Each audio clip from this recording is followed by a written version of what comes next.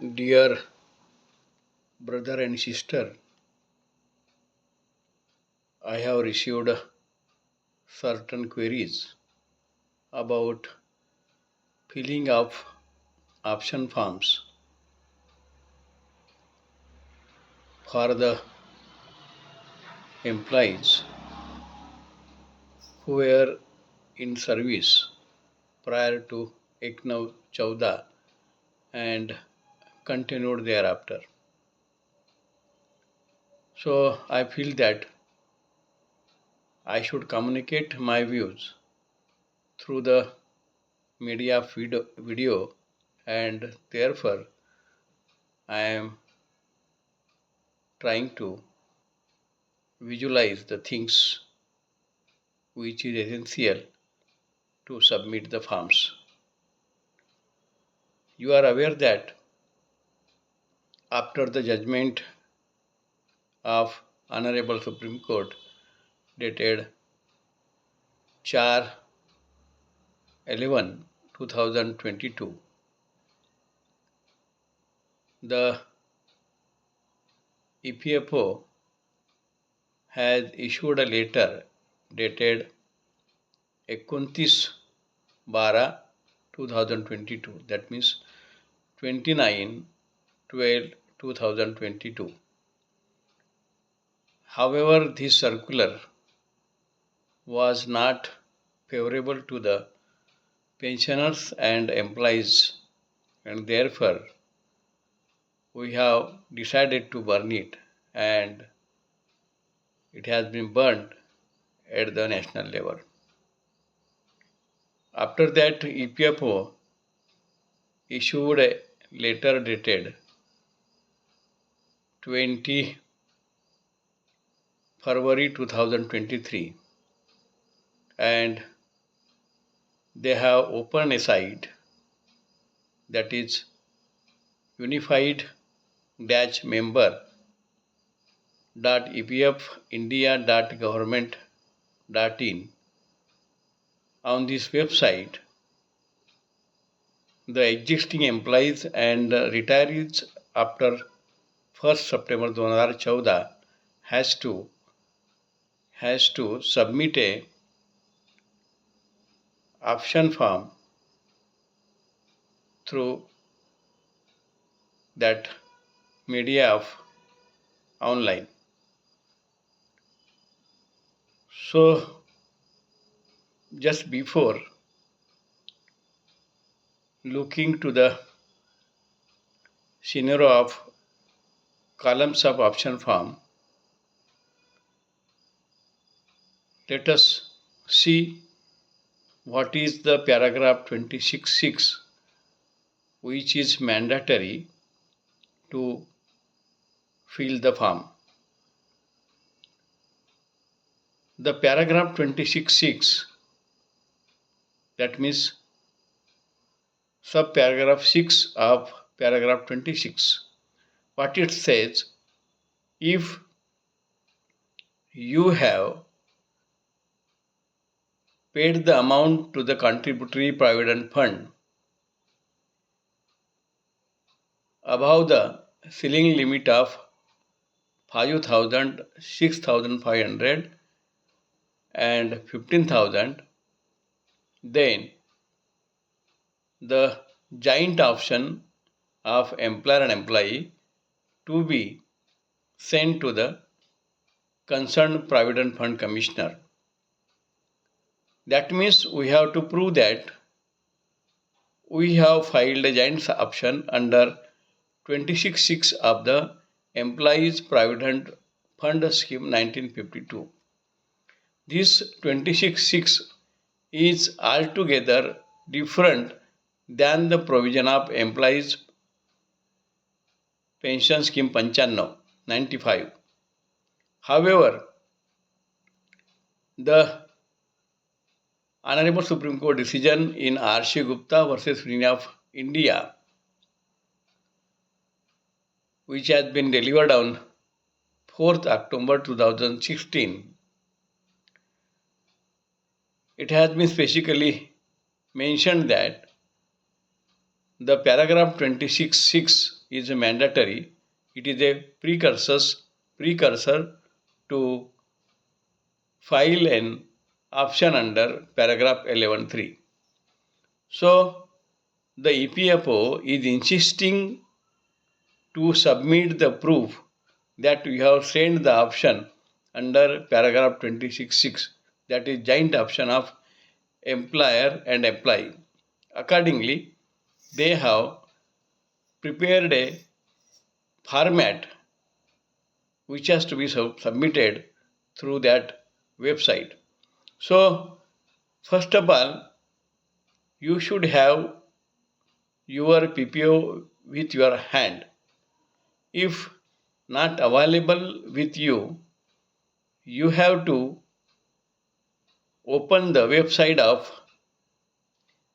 mis.epfindia.government.in. You have to put up your PPO number and get the required information. It has to be saved with you. There is a choice to save through PDF format. So first of all, you must have PPO with you, because there is several information in that document. Now, when you open the website, that is unified dash member mem.epfindia.government.in, so you have to first submit the information about your identity, that is PPO number, your name, date of birth, etc. etc. On confirming your identity, then the submission of information start one by one. The first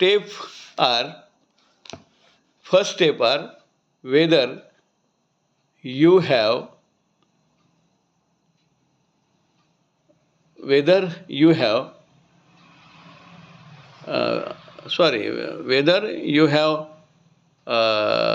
a salary exceeding 5,000 rupees or not. That you have to say yes. Then second, that whether you have sent the amount exceeding 6,500 rupees. So in that case also you have to say yes. And then third option is that whether the joint option under paragraph 26.6 is submitted, you have to say yes. And then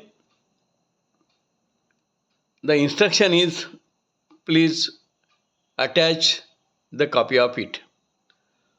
So when EPFO said that you have to attach the copy in support of your contention about submission of joint option for contribution of salary beyond ceiling limit of 5,000, then 5,000, 6,500, and then 15,000. So you have to attach. While attaching, if you are from exempted organization, then you have to attach the copy of EPFO, that is dated 3rd January 2013. It is specifically written in that letter that the exempted establishment need not to file for compliance of paragraph 26.6. And if there are MSEB employees, they can attach the copy in addition to it, that is Rule 10 of MSCB CPF Trust. Also, you can put up the exemption granted to the MSCB. You have to provide the number of the exemption. So these are the things which has to be attached when there is a column for attaching the document. If suppose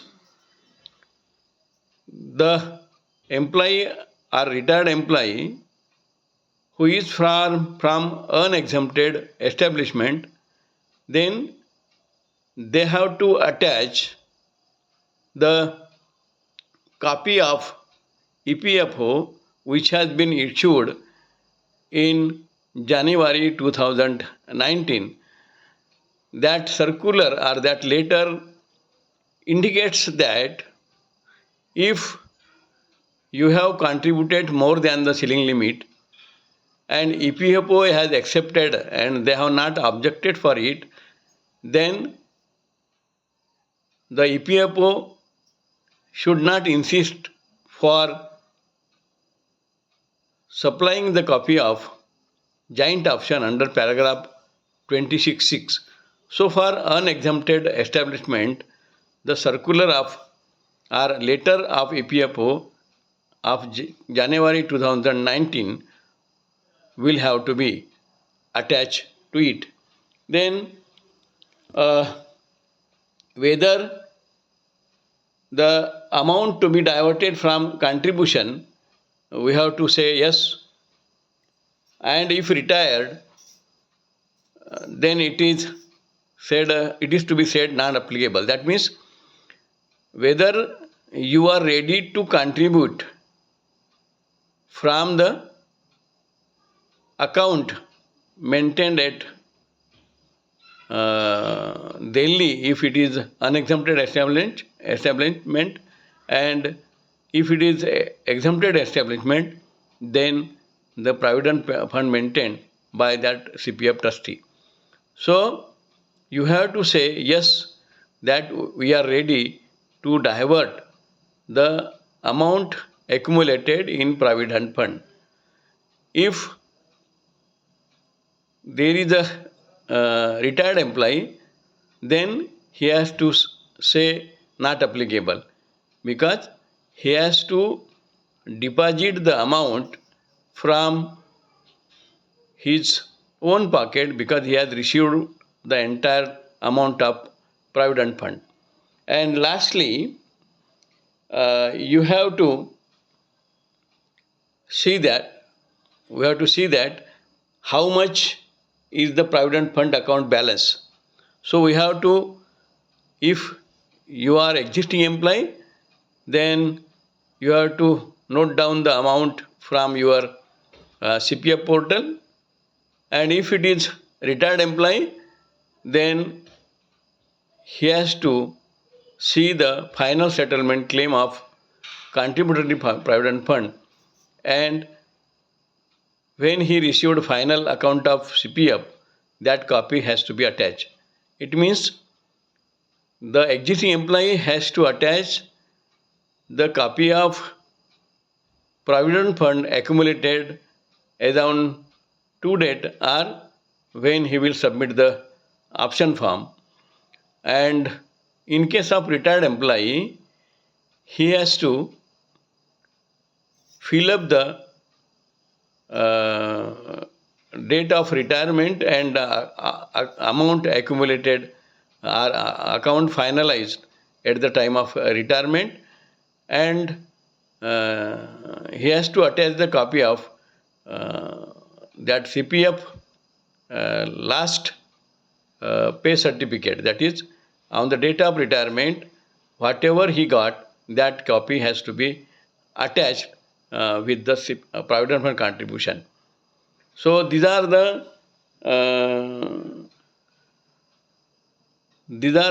modus operandi for filling the forms. I have given the idea about filling of forms in nutshell. If any difficulty cropped up or if any difficulty arised, you can raise the query and the queries will be answered. The documents for exempted establishment, that is later dated 2013, and for unexempted establishment, the later dated 2019 is with me and will be available on various WhatsApp group. You can have that copies from various WhatsApp group. So at this juncture, I would like to stop, and if any queries will be there, you can very well inquire with me and the queries will be replied. Thank you. Thank you very much.